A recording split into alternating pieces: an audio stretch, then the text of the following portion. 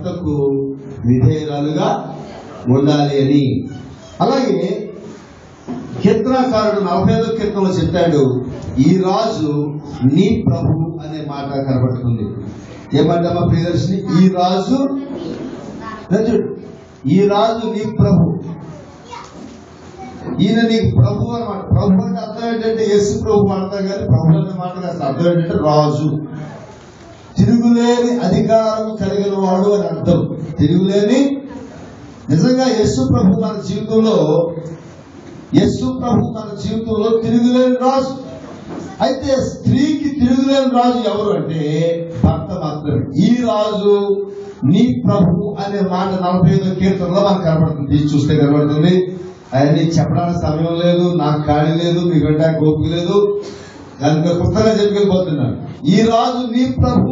మరి నీ జీవితంలో ప్రియదర్శిని ఎంతవరకు భర్త గురించి ఏమి విన్నావో, ఏమి నేర్చుకున్నావో?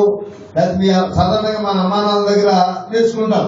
మన అమ్మ మా నాన్న ఎలా ఉందో నేర్చుకుంటాం, మన నాన్న మన అమ్మతో ఎలా ఉన్నాడో నేర్చుకుంటాం, అదే జీవితం అనుకుంటాం. కానీ పరిశుద్ధ గ్రంథం చెప్పేది ఏంటంటే, మరి మీ అమ్మగారికి మీ నాన్నగారు ఏమై ఉన్నారని అనుకున్నావు ఇంతవరకు తెలియదు, కానీ ఇప్పుడు మాత్రం నరేష్ నీకు ప్రభువు.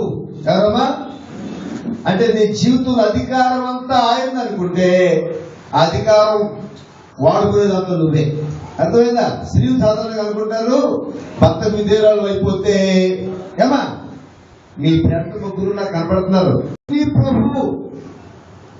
స్త్రీ సాధారణంగా బలహీనరాలు, శరీరం నుంచి ఆ బలహీనరాలుగా ఉంటుంది. అయితే ఒక గొప్ప ట్రూత్ ఏంటంటే, బలవంతుడైన భర్తను బలపరిచేది బలహీనరాలైన భార్య.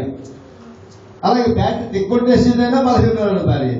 భర్త ఎదుగులాగా ఉండాలంటే కూడా బలహీనరాలైన భార్య బలవంతుడు చేయాలి. అలాగే భర్త ఎది కాకుండా మూల కూర్చోబడిపోవాలన్నా కూడా ఆ బలహీనరాలైన భార్య చేతిలోనే ఉంది.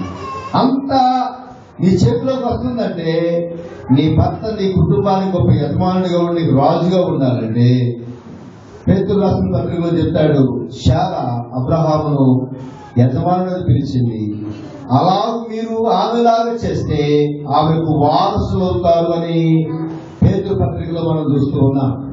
కాబట్టి పేతురు పత్రిక 3వ అధ్యాయంలో చెప్తున్నాడు, నీవు కూడా శారాకు వారసురాలు కావాలి. ప్రియదర్శిని ఎవరికి వారసురాలు కావాలి?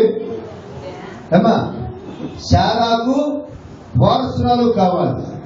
శారాకు వారసురాలు కావాలంటే శారా అంటే చిన్నది కాదు. ఈ రోజు ఇశ్రాయేల్ దేశం ప్రపంచంలో ఇశ్రాయేల్ దేశం తిరుగులేని గొప్ప రాజ్యం.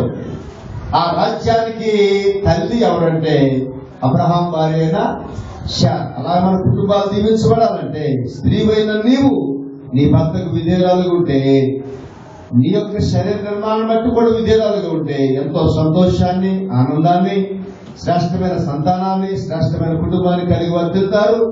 అలాగే మరి నరేష్కు అనుకుంటున్నాడు, నాదేమీ లేదేమో అనుకుంటాడు. నీవు ఎంత ప్రేమించగలవో అంత నీ భార్యను ప్రేమించాలి. ఎంత ప్రేమించాలి? నీకు దెబ్బ తగిలినా కానీ నీ భార్యకి దెబ్బ తగలకూడదు. నీకు బాధ కలిగినా కానీ నీ భార్యని బాధ పెట్టకూడదు. కొంత స్త్రీలు నీ గౌరవిస్తున్నారు అనుకుంటారు, మా ఆయనకి చేతకాలు గౌరవించేస్తున్నాడు అనుకుంటారు. కానీ ప్రేమ చేత గౌరవించినప్పుడు ఆ గౌరవం కాపాడుకుంటే స్త్రీ వర్తిల్తుంది. దేవుడిచ్చిన బాధ్యత ఏంటంటే క్రీస్తు సంఘమును ప్రేమించి ప్రాణం అర్పించినట్టుగా నీ భార్య కొరకు త్యాగాలు కూడా చేయాలి. అలా ఉన్నప్పుడు మీరు శ్రేష్టమైన తండ్రిగా వర్తిల్తారు. అలాంటి స్థితిలో పరలోకపు దీవెనలు మీపై దేవుడు కృప